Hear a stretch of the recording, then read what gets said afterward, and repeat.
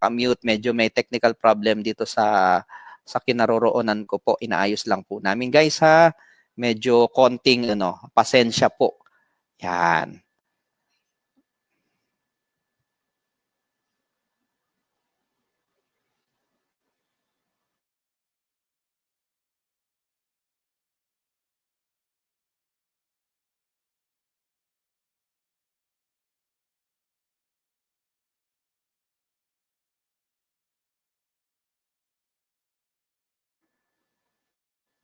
Yan. Pero dito lumilipat. Yan.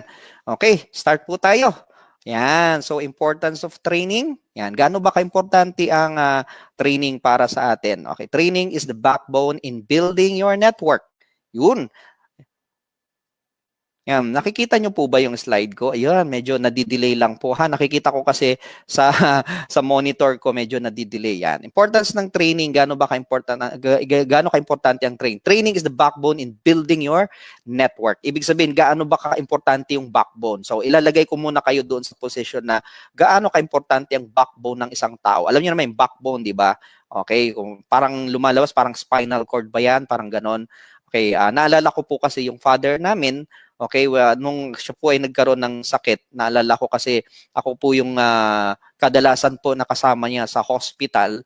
Okay, hindi ko maatanggal sa isipan ko yung binabanggit po ng doktor na lagi kong naririnig. Sabi niya, napaka-importante po na alagaan natin yung backbone natin. Kasi anything na may makitang spot dyan, pwedeng ikamatay. Yan, pwedeng ikamatay ng tao. So, hindi pwedeng magkaroon, makitaan ng spot. So, dito sa atin, sa training, okay, pag meron kang sakit sa backbone, that means anytime pwedeng mag-crumble, mamatay yung grupo mo. Yan. Kaya ganun ka-importante may mga trainings tayo. Kaya lalo na po sa mga bago, pag sinabi po ng mga sponsors nyo, mga uplines nyo na pag may sinabing training, you have to drop everything. Ibig sabihin, bibigyan mo ng prioridad yung mga trainings kasi dito ka talaga matututo. Lahat ng agam-agam mo, yung mga duda mo, dito talaga masasagot. Okay? Kasi ako naniniwala ako, I'm also a distributor. Ibig sabihin, nung nag-umpisa rin ako sa gantong negosyo, naranasan ko po yan, na kahit member na po ako, kahit na part na po ako ng business, there are doubts na tumatakbo sa isipan natin. Kakayanin ko ba to? Di ba, yayaman ba talaga ako rito? Di ba? Yun yung mga duda. Yan. So, dito, pag sa kaka-attend ko ng training, unti-unting nawala po yun, unti-unting naglaho. Binibigyan ka ngayon ng confidence mo sa sarili mo. Kaya ganun ka-importante na uma-attend tayo ng training. So, minsan yung iba, ilang beses uma-attend, di ba? Yung iba, tinatamad na. Lalo pag sinasabi ng upline, umattend ka ng ECAP, NECO, yan na naman, lagi nilang sinabi, yan na naman, na-attendan ko na yan. Di ba? Parang ganon. Kung kanta nga, di ba? Narinig mo na, inuulit-ulit mo ang question.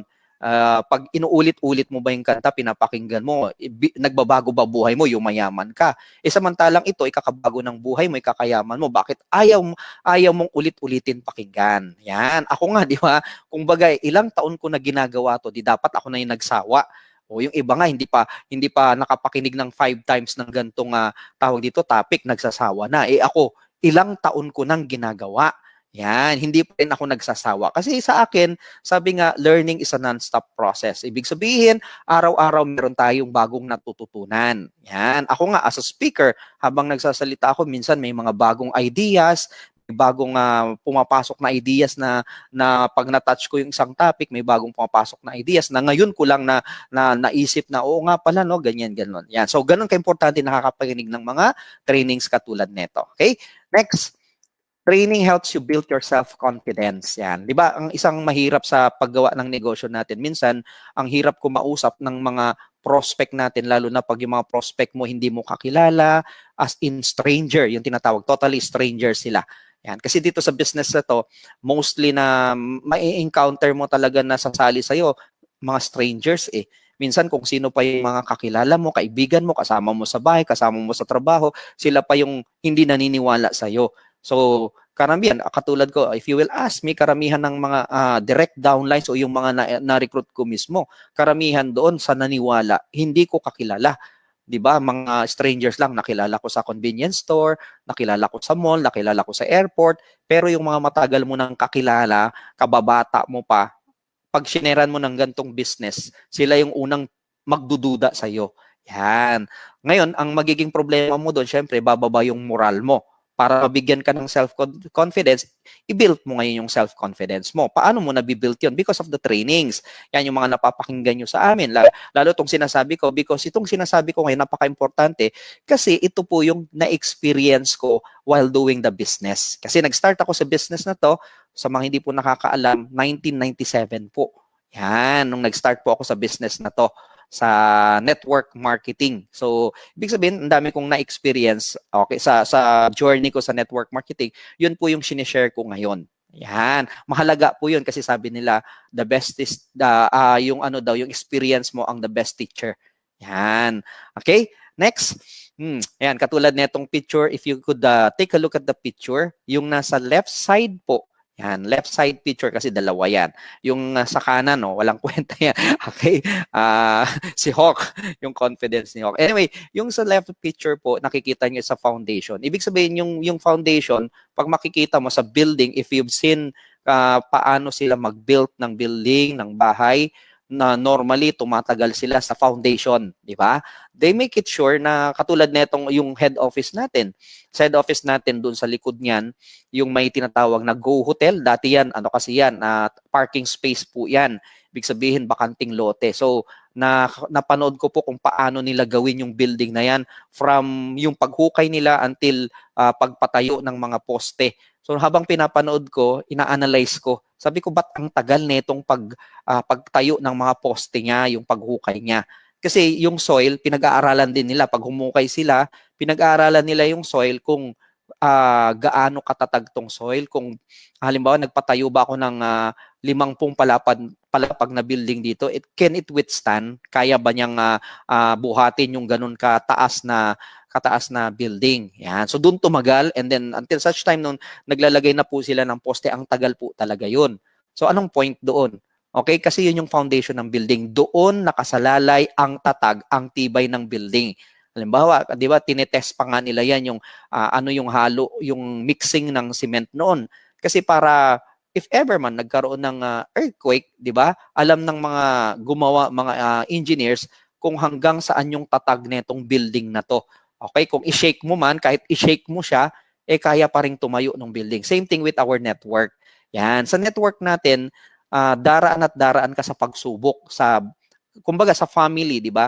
In a family, there are trials na dumarating. Sa atin, ang family natin, parang ako nga, sinasabi ko, second family ko na yung business natin. Kasi you're friends with a lot of people, di ba? Parang kaibigan mo, kapatid mo na sila.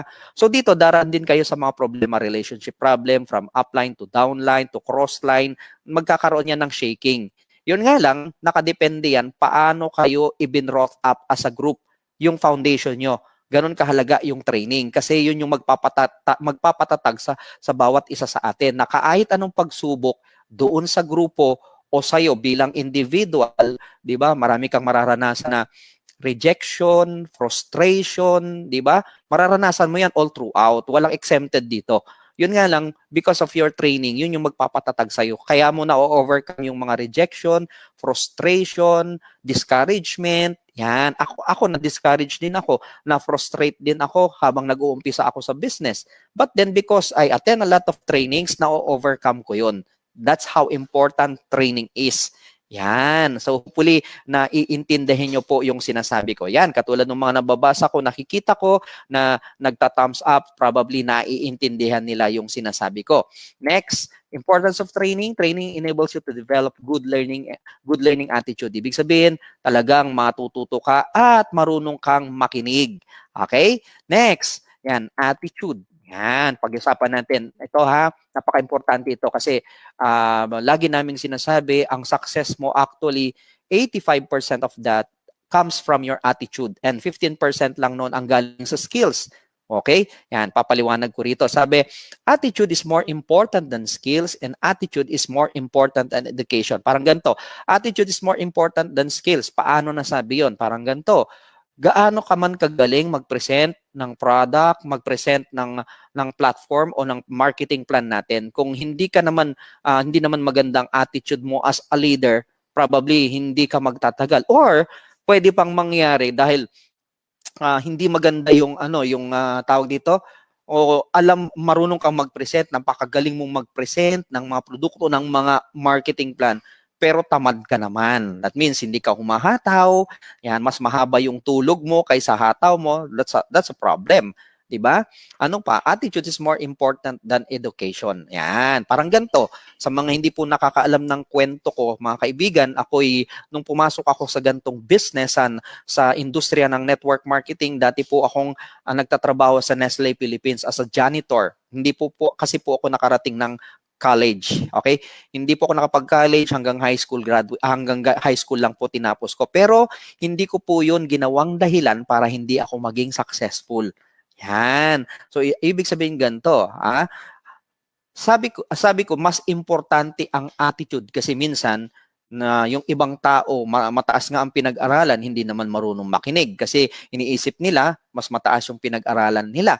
O katulad nito, minsan may naririnig ako, bakit ko papakinggan yan, mas mataas yung pinag-aralan ko kaysa sa kanya. Parang ganon, as a individual. Yan. So marami akong naririnig na ganon.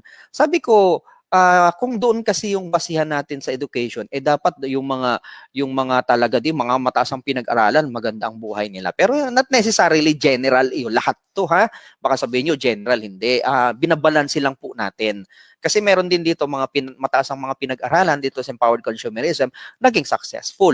Pero that doesn't mean magiging successful ka lang pag mataas yung pinag-aralan mo. O katulad ko, hindi lang ako, marami. Actually, sinasample ko lang yung yung sa akin, yung self ko, yung sarili ko, na ako'y high school graduate lang, pero hindi ko ginawang dahilan yun para hindi magbago buhay ko. Yung iba kasi ginagawa nilang dahilan yun. Hanggang dito na talaga ako, ganito lang ang pamilya namin, hindi na magbabago buhay namin, hanggang dito lang kami, which is not true. Bakit? Ang dami nga dyan, ang yayaman, pero tingnan nyo, ano ba yung mga tinapos nila? Depende kasi yan sa tao. Yan. So, yun, doon ko nasasabi, attitude is more important than education. Marami nga dyan, mataas ang pinag-aralan. Di ba? Masama naman ugali. O, hindi ko sinasabing lahat. Kaya sabi ko, binabalansi lang natin. Yan. Parang ganito, alimbawa, ganito naman. O, meron tayong distributor leader, si Leo Kaduyak from Tagbilaran, Bohol. Grade 5 lang ang tinapos. Pag nagkikwentuhan kami, I will listen to him. Bakit? Kahit mas mataas yung pinag-aralan ko, at least nakatapos ako ng high school, siya hanggang grade 5 lang. But when he talks, I listen. Why? Kasi sabi ko, hindi magiging successful to kung hindi siya magaling, 'di ba? Walang knowledge. Ibig sabihin, may alam din tong taong to na hindi ko alam.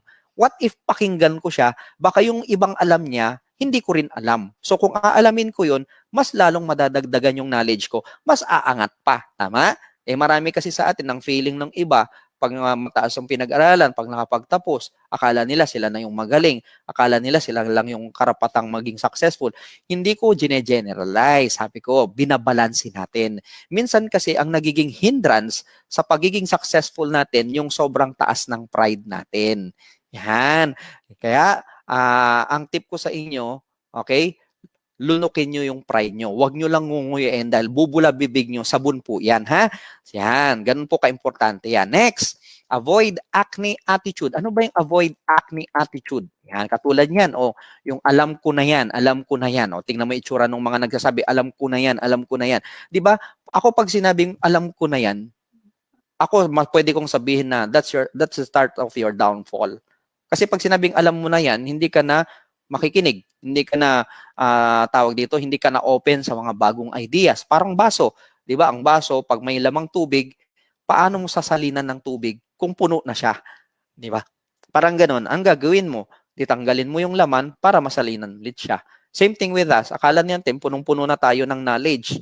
Okay? Paano ka masasalinan ng bagong knowledge kung feeling mo, iniisip mo, alam mo na lahat, alam ko na yan. Yan. Dapat tanggalin natin yung ganong thinking. Okay? Rich people constantly learn and grow. Poor people think they already know. Hindi ko alam kung nabanggit nyo na to sa buong buhay nyo, kasi sa akin, nung hindi pa ako nagsisimula sa gantong business, lagi kong nasasabi yan. Bakit ang mga mayayaman, lalong yung mayaman, bakit ang mga mahihirap, lalo naghihirap? Ganito yan. Ano ba yung reason? Dahil sa kanilang pag-iisip. Magkaiba. Yung mga mayayaman na open pa rin sila sa business. Okay? Tingnan nyo, katulad nila, Henry C. Oh, look at Henry C. Si Henry C, napakayaman.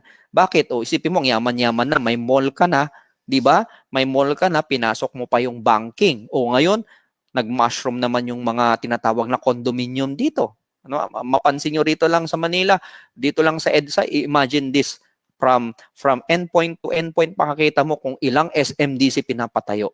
So no wonder itong taong to, natatawag natin pinakamayaman sa Pilipinas. Isipin mo kung mga negosyo niya, halos lahat pinasok niya, 'di ba? May tawag dito, may mall siya, 'di ba? Shopping center, merong supermarket, tapos binasok pa yung realty. And recently pinasok nila yung tinatawag na cement business, yung Big Boss Cement. That's owned by, if you happen to see na yung mga ganong classic, di ba? Maraming klase ng semento. Big Boss Cement is owned by Henry C. So, anong point doon? Kasi itong mga taong to, mayaman na, pero open pa rin yung thinking nila. Pag nag-offer ka ng business na alam nila kahit basta pagkakitaan, kahit na maliit yan, di ba? Yung minsan kala mo maliit, pero malaki yan pag ginawa mong volume. Katulad ng, alam niyo naman, di ba, pumupunta kayo sa mga SM, o ang turon pinatulan ni SM. 'Di ba? Lahat ng SM may turon. Pero nung may nabasa ako, na research ko, ang naibebenta pala nila at least nakaka 200 million worth of turon per year ang buong SM. So ganun po karami. Kaya yung mayaman. So sa atin ganun. Bakit yung mga mahihirap, lalo naghihirap kasi mahirap na nga, di ba? Wala na nga makain, sarado pa isipan, sharean mo ng isang oportunidad, sasabihin nila, kalokohan yan, hindi yan totoo, pagpeperahan ka lang dyan, pyramiding yan, scam yan, lahat na ng negative masasabi nila. O, di ba? Ayan yung differences ngayon ng mayaman sa mahirap. Mayaman, open sa business. Mahirap, di ba? Naghihikahos na nga, sarado pa yung isipan. Yan, sila pa yung maarte, mapili, sa mga mapili sa pagsesharean mo ng isang oportunidad. Nako, ang dami pang katanungan, ang dami pang pagdududa. Yan. Tingnan niyo yung mga itsura ng mga nagdududa tuloy. Okay? Next, learn the business as soon as possible. ECO, ito yung Empowered Consumer Orientation, which is later on at 7 p.m. tonight. Yan, may ECO po tayo dito. Same page na kung saan kayo nanonood, to be conducted by Miss Ping Eday and Mr. Christian Enrile. Yan po yung 7 p.m. natin tonight na ECO presentation. Okay? Tapos may product demo tayo, which is minsan ginagawa usually ni Dr. Manguera, Doc Butch. Yan, NECO, ito naman yung New Empowered Consumer Orientation na usually for the basic, lalo na yung mga bagong sali, bagong join. Okay? ECAP, ito yung ginagawa natin. And then we have the leaders training. Yan, kung minsan kinakonduct namin per group or sa company, katulad this coming Friday, may leaders training tayo to be conducted by, if I'm not mistaken, Sir Jurgen Gonzalez. Yan. Okay? Ano pa? The importance of training. Training helps you to develop 100% belief in the system. Minsan, bakit ka nagdududa? Diba? Bakit mo pinagdududahan yung business? Kasi hindi 100% yung belief mo sa system.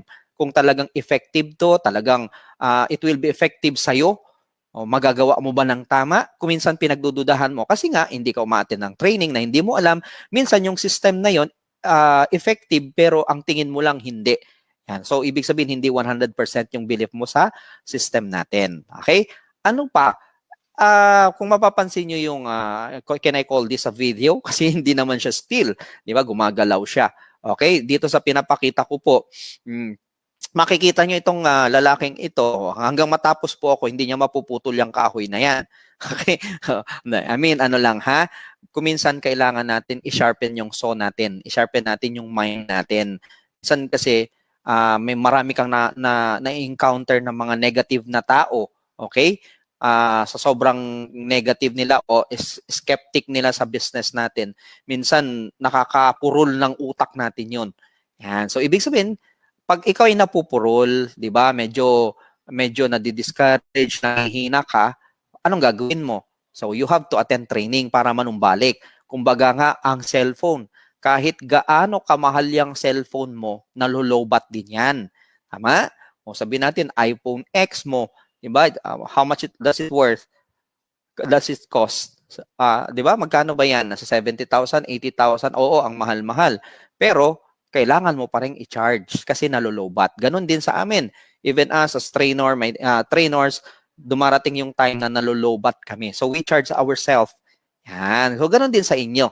Pag nalulobat ka, masyado ka ng maraming narinig na negative, minsan nga nahahawa ka pa di ba? So, anong gagawin mo? Attend trainings, di ba? So, sa atin, weekly po dito sa page natin ito, sa Empowered Consumers na page, sa Global, meron po kayong laging mapapakinggang training every week. Yan. So, ibig sabihin, every time ikaw ay nangihina, every week, okay, makinig ka ng training. Okay? So, eto na tayo. Steps tuloy. Sorry. Nabubulol na ako. Steps in attaining your dreams. For example, if you could see the picture right now, ayan, ayaw pang lumabas. Yan. If you could see the picture right now, makikita nyo sa yung dreams nyo in the upper right side. Tapos, ikaw itong lower left side. Okay? That is you. So, ibig sabihin, in steps in attaining your dreams, walang shortcut po dito. Ano yung mga steps na kailangan mong gawin? First is good to have a good learning and listening attitude. Yan, ibig sabihin, matuto kang makinig, di ba? Dapat matuto ka. Minsan, yung iba kasi tumatalon na sa mga pangarap without having a good learning and listening attitude. Ayaw makinig. Yan, ayaw makinig sa payo ni Tita Deli. Okay? Makinig kayo sa payo ng probably your sponsor, ng upline mo, ng coach mo, ng mentor mo, the trainers. Yan, isa sa magiging key, susi yan, para maging successful ka is to have a good learning and listening attitude. Next, yan, you have to learn. Ngayon, paano ka matututo ngayon kung ayaw mong makinig? Yan. Kasi, dapat malaman mo lahat ng pasikot-sikot ng business natin. So, alam mo yung ano yung pasikot-sikot. Okay, probably matagal ka na sa ibang aspeto ng buhay mo, sa businessman, employment pan, pero marami doon ang hindi mo magagamit while you do this business. So, you have to learn about our business. Ano ba yung pasikot-sikot? Ano ba yung do's and don'ts ng business natin? So, karamihan dyan malalaman mo, marirealize mo pag ikaw ay nakikinig. Okay? Next, ngayon, pag you have to teach people, paano ka magtuturo ng ibang tao kung wala kang nalaman o wala kang alam, wala kang kaalaman, wala kang idea, wala kang knowledge, wala kang experiences to begin with, di ba? So, lahat ng nangyayari sa inyo sa business, kahit na nag-uumpisa ka pa lang, lahat yan tinatawag, sinasabi ko nga lagi, na-advise ko sa mga lalo bago, i-collate nyo yan. Diba? Habang tumatagal, pagsasama-samahin mo yan, kasi yung mga na-experience mo all throughout, yun yung magdadala sa iyo bakit ka magiging successful. Yan. Ngayon, paano ka magtuturo ngayon? Diba? Lalo na sa mga bagong sali, bagong leaders, pag wala kang natutunan. Okay? Ito yung step ha. Una, ikaw muna makikinig. Susunod, ikaw ay matututo. Pag natuto ka, yung natutunan mo, yung ituturo mo. Paano ka magtuturo kung wala kang natutunan kasi hindi ka nakikinig? Nakita nyo yung steps? Next, duplicate. Yan. Ngayon, pag may tinuturuan ka ngayon, okay, may chances, may possibility na yung tinuturuan mo, siya ang magduduplicate sa'yo. Pag sinabing duplication, yung ginagawa mo, gagawin na rin itong nag-duplicate sa'yo. Yan. So, alam nyo ba, isa sa key para bumilis ang network natin o pagpapalaki ng grupo natin dito sa ginagawa nating business? Duplication. Pag sinabing duplication, imagine this ha, isang malupit na leader mo lang sa kanan, ang mabuild mo, isang malupit sa kaliwa, pag yan parehong ginagawa nila yung ginagawa mo, imagine this, duplicated ka. So, kuminsan kahit wala ka, sila gumagawa ng ginagawa mo, tumatakbo yung negosyo mo. Pero pag ikaw lang kasi, it's hard for you to do the business kung ginagawa mo lang alone. Yung mind, ikaw lang. Tama? Ikaw na nag-iisip, ikaw paggagawa.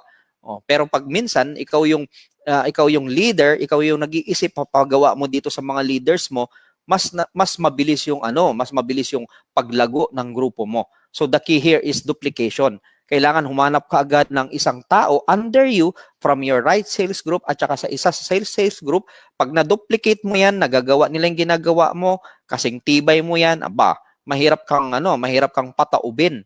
Yan. So, duplication ang key doon. Next is delegate. Ano tong delegate? Yung delegate, yung ikaw, lahat ng ginagawa mo, some of the things na ginagawa mo, i-delegate mo ngayon doon sa mga tao na nag-duplicate sa'yo. Yan. So, like for example, halimbawa, yung grupo ni Robert De La Viña. O thank you pala doon sa UEI, yan na grupo, sa grupo ni Sir Robert De La Viña na binisita po namin yung hub nila, sa main hub nila dito sa Ortigas. Thank you for welcoming us a while ago. Yan. So, makikita nyo, si Robert De La Viña, pinaka-head nila. So, minsan hindi mo siya nakikita, di ba? Hindi mo siya nakikita sa hub. Pero because duplicated siya, may mga leaders siya sa ilalim. Yung mga naiisip niya na pwedeng gawin, pwedeng pagiging successful sa buong grupo, i-delegate niya sa leader niya sa baba. Sila naman yung gumagawa sa ilalim. Nagiging chain reaction yan. Habang lumalaki yung grupo, 'di ba? Palaki ng palaki, palawak ng palawak 'yan, dumadami yung leaders, 'di ba? Nagkakaroon ng malaking galamay. Yan. Kaya no wonder yung UEI is one of the largest group dito sa empowered consumerism because meron silang sistema. Pero hindi ko sinasabing yung mga sistema ng grupo nyo hindi effective. Yan. So, pwede nyo ring i-adapt yung mga sistema ng ibang grupo na tingin nyo effective naman. Katulad nitong sinasabi ko sa inyo. Kasi ano to, tinatawag na, ito yung steps in attaining your dreams. Minsan kasi sa atin, gusto natin ma-shortcut. Hindi mo alam na karamihan naman ng yumaman, naging successful dito sa business, dumaan sa gantong steps. Okay? Next is multiply. Ngayon, pag na-delegate mo na, 'di ba? Na-delegate mo na yung mga kailangang gawin. That's the time na multiply ngayon, lalong dumadami. Yan, kaya may nagtatanong sa akin, sir, lalaki pa ba yung grupo ko? Parang medyo tumatagal na ako sa empowered consumerism, malit pa rin.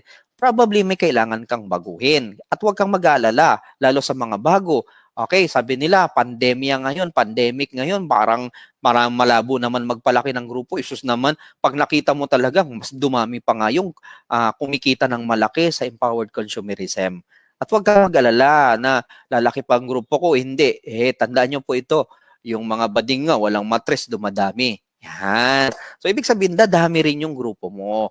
Yan. Depende lang sa'yo, ano bang activities na ginagawa mo. Yan. Baka kaya hindi dumadami yung grupo mo kasi walang activities, stagnant. 'Di ba? Subdued kayo, walang ginagawa.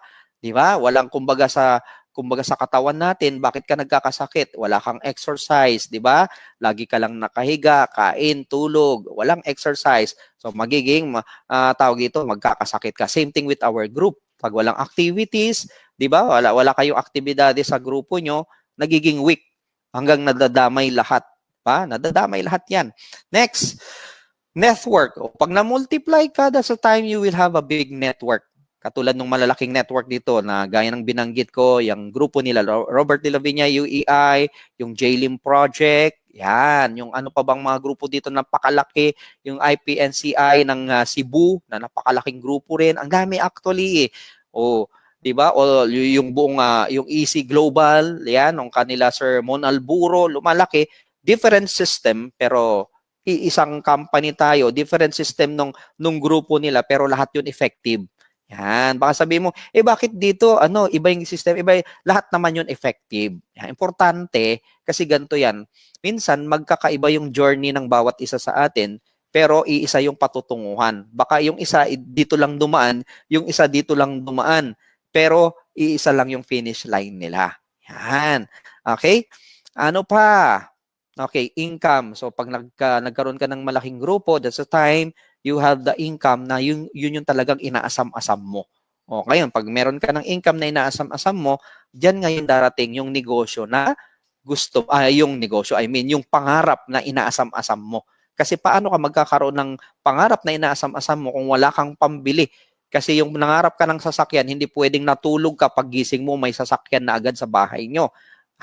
Baka masabunutan ko pa yung buhok mo sa ilong. Hindi pwedeng ganun, ha? Ang pangarap po, tinatrabaho. Hindi yan yung inisip mo bukas magkakaroon ka. Lahat yan pinaghihirapan. Makikita natin dito, ang daming successful. Ang nakita nyo lang kuminsan, yung narating nila, pero hindi nyo nakikita ano yung mga pinagdaanan. Diba? Diba? Yung na-reject sila, yung pinagtawanan sila, yung nilait-lait din sila. Probably, kapatid, kaibigan, yung dinadanas mo ngayon, na yan din yung dinanas ng mga naging successful na hindi mo naman nakita. Kasi ang nakikita mo, yung mga resulta nila. Yan. Pero pag tinanong mo sila, ano bang ginawa nila? Kung ano yung nararanasan mo, yan yung nararanasan nila. Yan din yung ginagawa nila. Okay? Kaya lang, nag-i-stop ka na doon. Akala mo yung nangyayari sa'yo, di ba? Discouragement, frustration, akala mo hindi kasama ng pagiging successful. Kasama po yan. Okay? Kailangan mong pagdaanan para maging successful. Next, why network marketing? Network marketing, the system of moving products from the factory to the consumer through an organization of users, retailers, and network builders, a word-of-mouth approach of selling products directly to the consumer. Distributors are given the commission instead of paying the media for advertising. Parang ganito, if you've encountered this, di ba? Ang sistema palang network marketing, halimbawa, yung sabon sa factory is worth 5 pesos, di ba? Pagdating sa tindahan, suking tindahan, magkano na? Sometimes 30 to 50 pesos. Bakit? Kasi maraming pinagdadaanan yan. Mga agent, area agent, regional agent, lahat yan may mga porsyento. So may mga hati-hati yan. So pumapatong yun sa presyo. Yun yung system ng traditional business. While here in network marketing, di ba, instead of having a lot of agents na yan na kumikita, yung mga nagiging agents yan, dumadaan sa ating mga distributor. So mas maraming kumikita. Ano pa? Bakit sir? Bakit kung maganda yung company nyo, bakit wala kayong advertisement? Yan, di ba? Magkakaroon ng mga advertisement yan. Di ba? Bakit pa tayo kagastos ng milyon-milyon? Yan, nagkaroon ng advertisement sa TV, sa newspaper, 'di ba? Sa mga website kung sa atin pa lang, 'di ba, mas mabilis kumalat yung isang tawag dito opportunity kaysa gumamit pa tayo ng mga advertisement na bumabayad o gumagastos ng limpak-limpak na salapi, di sana ibigay na lang yun doon sa mga tao katulad nyo na distributor, mas mabilis pa ang paglawak ng negosyo natin. Ano pa? O bakit hindi kayo gumamit ng artista? O ito bang pagmumukha na to, kulang pa ba?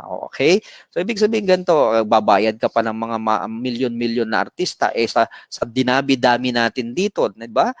Katulad ng sabi ko, word of mouth approach, yung tayo katulad natin, kultura natin, kayo na nanonood, baka may chismoso sa inyo. Ngayon pa lang pinag-usapan, mamaya nandun na sa Zamboanga, narinig na agad. Ganun kabilis. Kung yun ang system na gagamitin natin sa hard consumerism, di ba? Yung pakikipagchismisan mo sa kapitbahay mo, ang i-chismis mo yung oportunidad, mas mabilis. Okay, anong pa? Network marketing, a referral-based business which allow leveraging in order to have a residual stream of income, selling and building organization without the hassle of putting up the business yourself. Parang ganito. Halimbawa, yung head office natin, na-utilize nyo, pero you're not paying even the electricity, di ba? Yung mga tubig na ginagamit, not even paying the rent, yung rent ng place. So, yung nagbabayad nun sa company, pero na-utilize mo. So, walang hassle. Kasi pag ikaw nagtayo ka ng isang traditional business, tindahan man yan, sari-sari store, problemahin mo yung pwesto, papagawa ka pa, tama? O medyo malaki-laki pa yung negosyo mo, may mart ka, grocery, tao pa, security guard pa, problemahin mo lahat yun. Lahat yun ipinrovide na ng company sa atin, di ba? There's a guard who is tawag dito securing our place, di ba? Hindi nyo nang binabayaran yun. So walang hassle.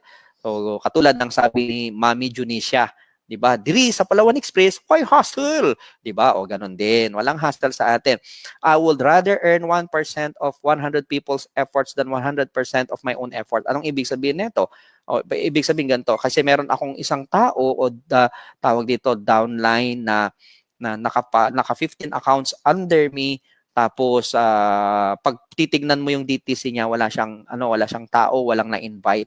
Pero magugulat ka kasi sa kanya pa lang bumebenta siya ng mga 30 white light, 30 C24, 30 complete in just a matter of 1 week. Ganun kabilis, ang galing niya magbenta. Nung nakausap ko siya, sabi ko, kasi siguro nasa 65 na yata siya ngayon, 65 years old. Sabi ko, tatay, ang kinaanuhan ko lang, ang winowori ko lang, kasi baka dumating time magkasakit ka, di ba? Wala kang choice kung di magstay sa bahay. Pag hindi mo tinrabaho yan, wala kang kita. Pero pag nag-build ka ng grupo mo, na leverage ka, tama? Nagkasakit ka, hindi man lahat kayo, ng grupo mo sabay-sabay magkakasakit, ginagawa pa rin negosyo. So patuloy yung income mo. Yun yung ibig sabihin na I'd rather earn 1% of 100 people's tawag dito, 100 people's effort than 100% na ikaw lang naman yung gumagalaw. Okay? Next, why network marketing? Yan. Ang explain ko rito yung una lang ha. Okay, pansinin niyo yung unang level lang. So sa capital investment mo, ang difference niya pag employment, you need to have at least 16 years of tawag dito educational attainment. Diba? Hindi ka na makakapasok sa isang trabaho kung hindi ka tawag dito nakapagtapos ng pag-aaral. Okay? Hirapan ka, anong trabaho makukuha mo? Compared to traditional business, kung gusto mong kumita ng malaki, you must put up a big capital. O sa network marketing, napaka-minimal ng capital, 'di ba? Tapos one time lifetime yung capital mo, pero yung profit mo, 'di ba? Profit ng kuminsan hindi mo inaakala. Bakit kumikita ng milyon yan? Ang liit lang ng puhunan niya. Yun yung difference ng network marketing sa traditional business at saka sa employment. Okay? So, hindi ko na po yan na-explain lahat. Pwede nyo naman screenshot yan. Next, did you know that network marketing exists in the United States for over 50 years now? Mahigit 50 years na po ang network marketing. And the first networking company that ever exists in the world is Amway. Ano pa? The MLM business strategy was considered legitimate business in the United States in 1976. Ibig sabihin, legal. Okay? Pag sinabing network marketing, legal. Yan. Okay? Pero dito sa Pilipinas kasi, di ba? Anong trabaho mo? Anong profession mo? Pag sinabi mong, I am a network marketer. Scammer ka, nanloloko ka. Yun ang tingin nila. Pero pag pumunta kayo sa Amerika, punta kayo sa Canada, pag sinatin ano yung career mo, ano ba yung profession mo. Pag sinabi mong network marketer, they will respect you. Yun po yung difference ng magkakaibang bansa. Dito kasi sa atin, iba tingin sa'yo. Okay? Next, credibility of network marketing. The wave of the 21st century in 1999 introduced in Ateneo de Manila as part of the curriculum. 3 units po ang subject na yan. Sa Asian Institute of Management offer the special course.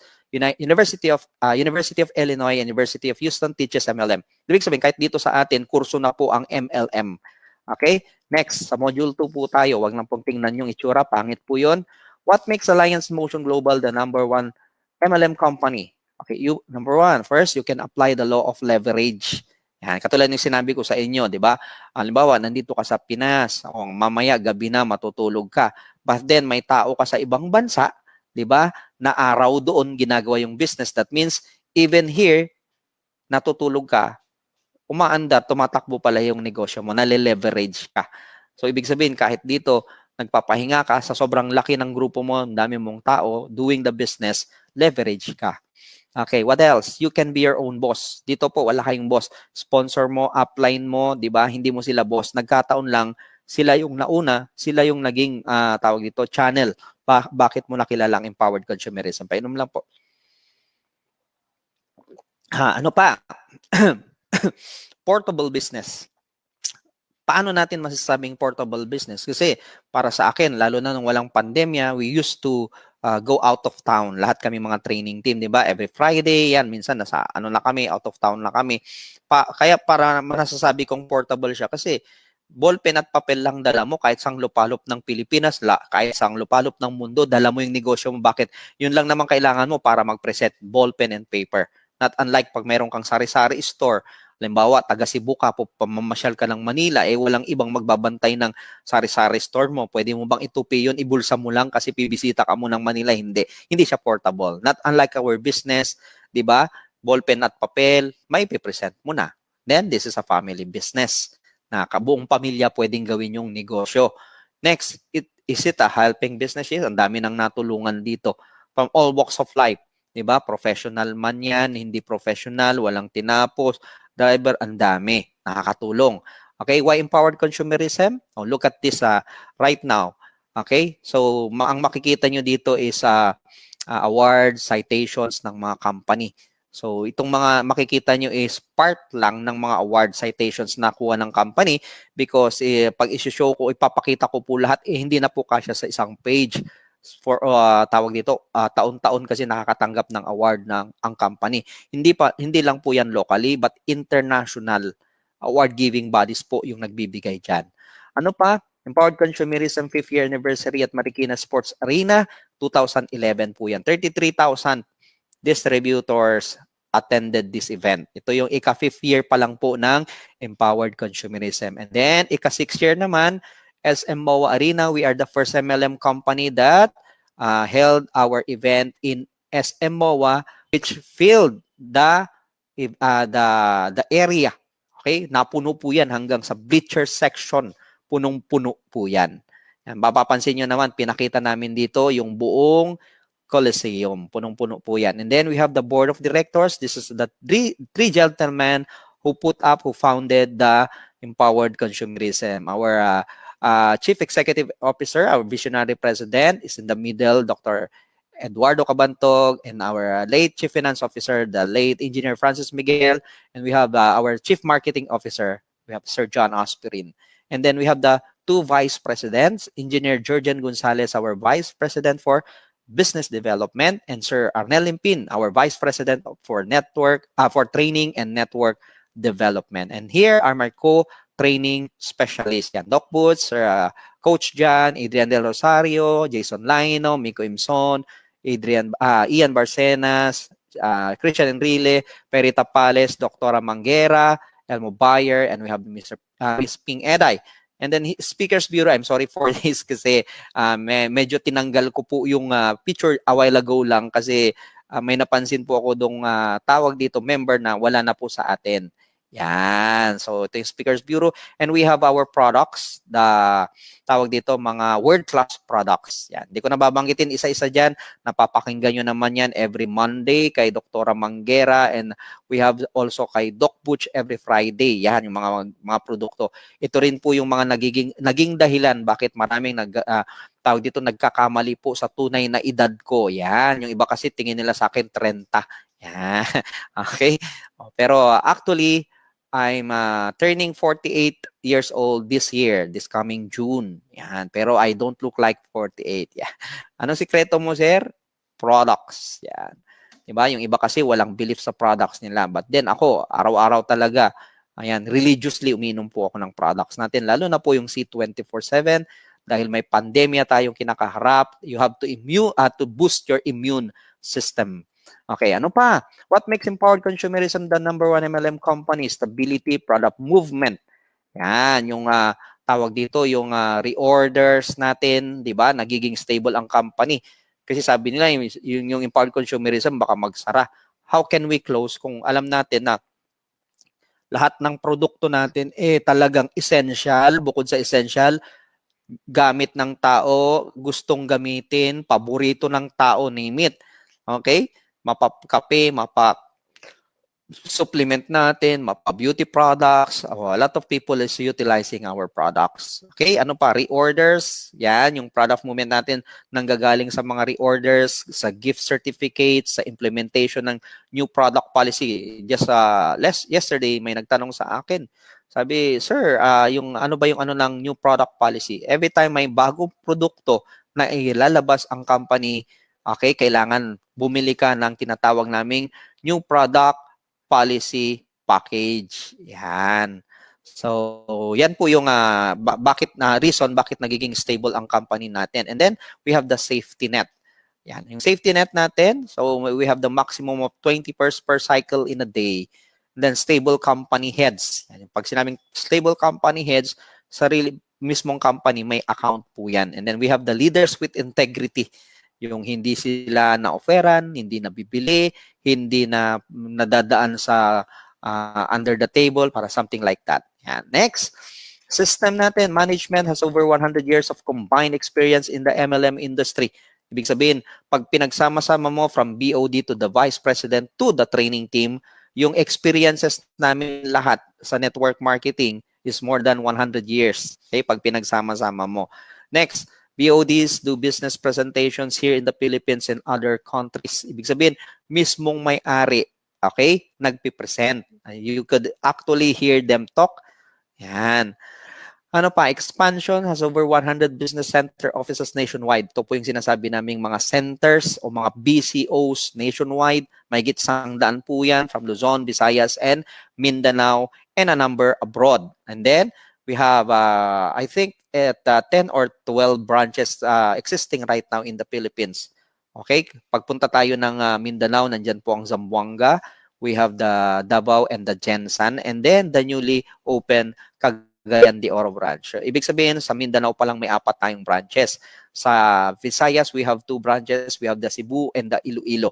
Dito sa atin, we have the Tugigaraw in Cagayan. We have the Baguio. branch. We have the Las Piñas, yung inopen ngayon. Okay, we have the Calao branch. Tapos meron tayo sa Giginto plant natin sa Bulacan. Yan. So, meron din tayo sa Lipa, Batangas. Okay? Next, travel incentives, offer free trips to US, Europe, and other Asian countries. Ito medyo na-hold kasi syempre alam niyo naman medyo restricted ang travels natin ngayon. Hindi lang naman sa Pilipinas, buong mundo ito.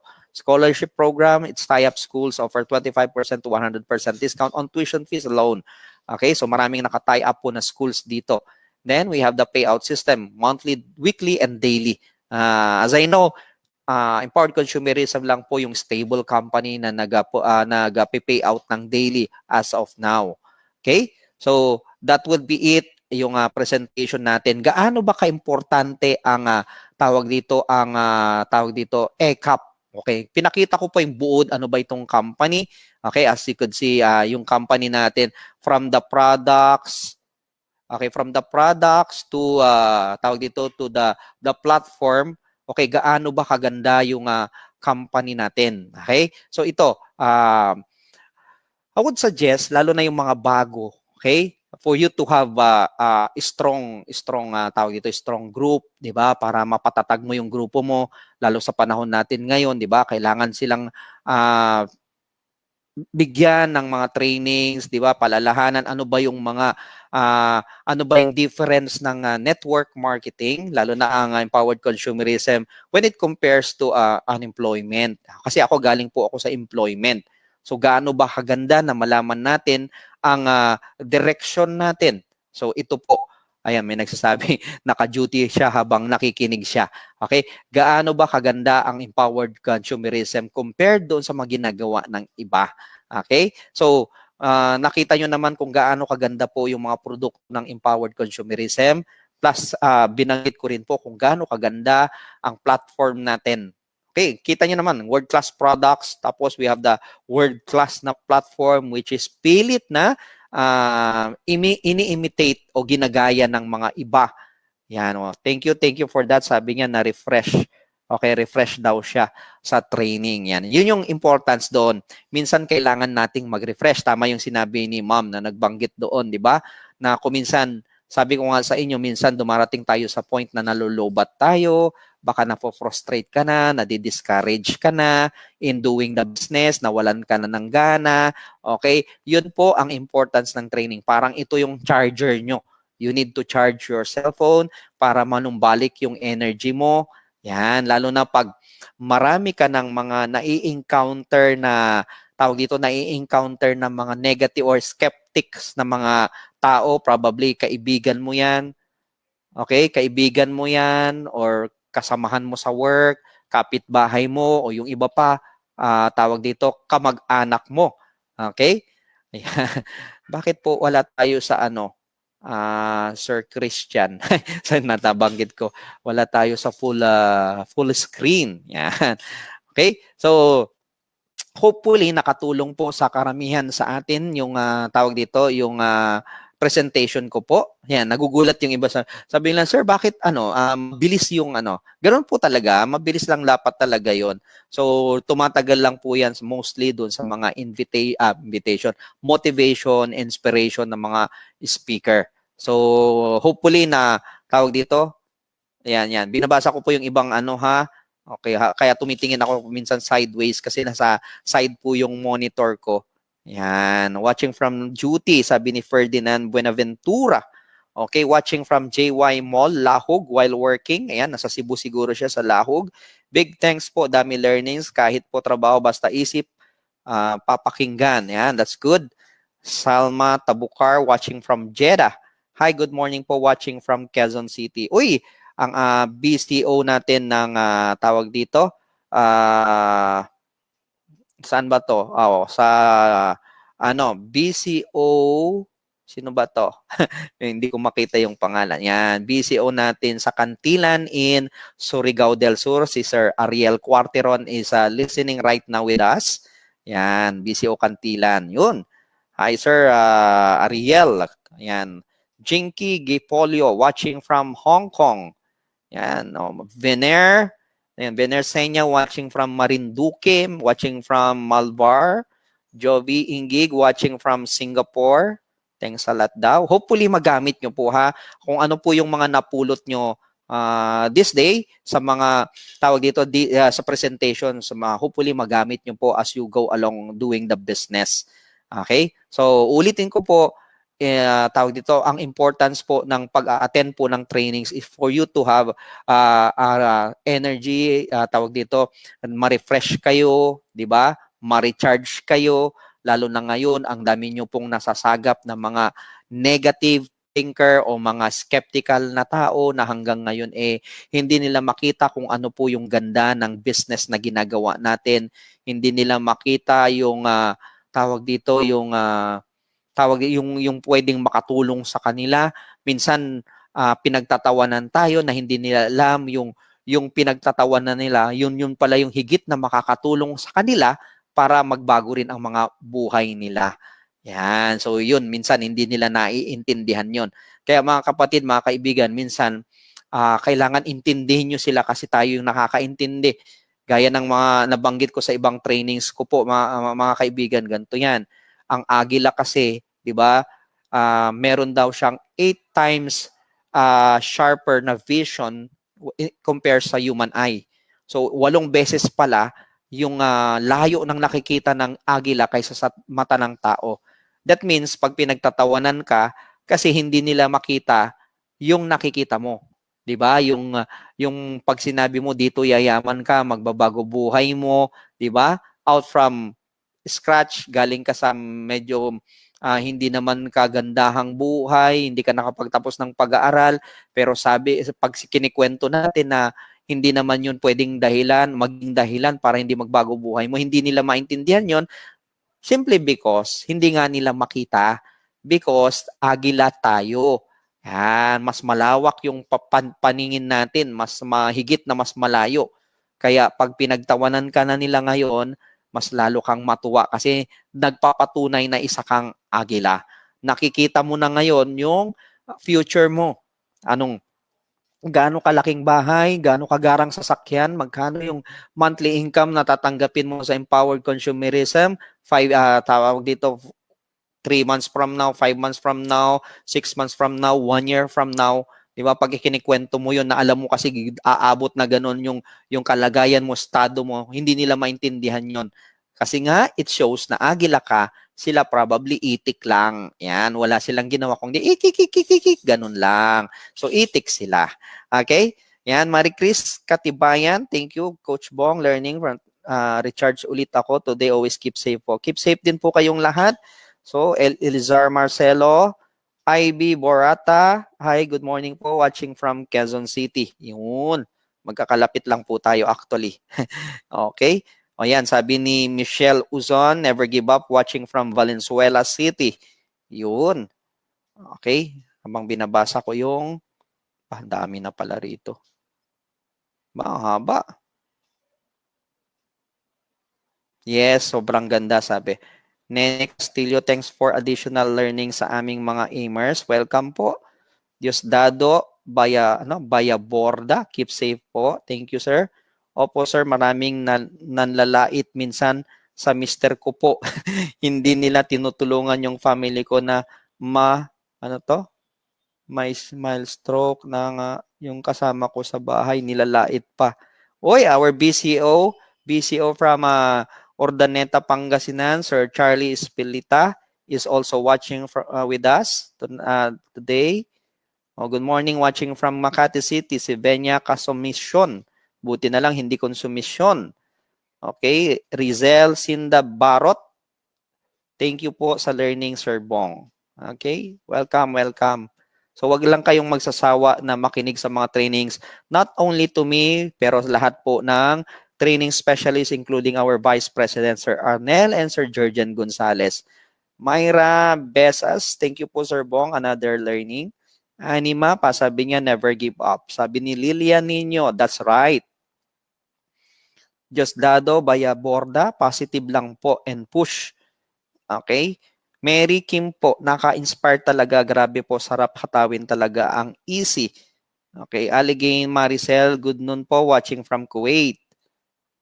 Empowered consumer. Ninya Aton, go for the dreams come true. Power, keeps it always po. Yan, binibigyan ko lang po kayo ng pagkakataon ma-shoutout ko ha, para hindi po kayo magtampo. Pero hindi pa rin lahat, mababasa ko po kasi sobrang dami nyo po ha, pasensya po. Okay, so sino pa? Si Gina Palagana, salamat po. So hopefully, okay, guys, again, hopefully nakatulong po sa inyo yung topic today para mas lalong sipagan natin, i-pursue natin yung mga pangarap natin. Don't ever give up po. Yan, ipaglaban nyo po yung mga pangarap nyo. Again, okay, always keep safe, okay? At hayaan nyo akong batiin, baka yung iba hindi ko pa nabati ng Happy New Year. Yan, hindi pa natatapos ang January natin, ha? Okay, ingat po sa lahat. God bless us all. Puso po para sa inyo. Bye guys. Puso para sa inyo. Yun. Ang galing ni Sandy, pinatay agad. Nagmamadali si Sandy. Pag sabi ko wala agad sa live. Walang iya. Ay, sorry. Naka-live pa pala tayo. Pero hindi na nakita guys. Bye.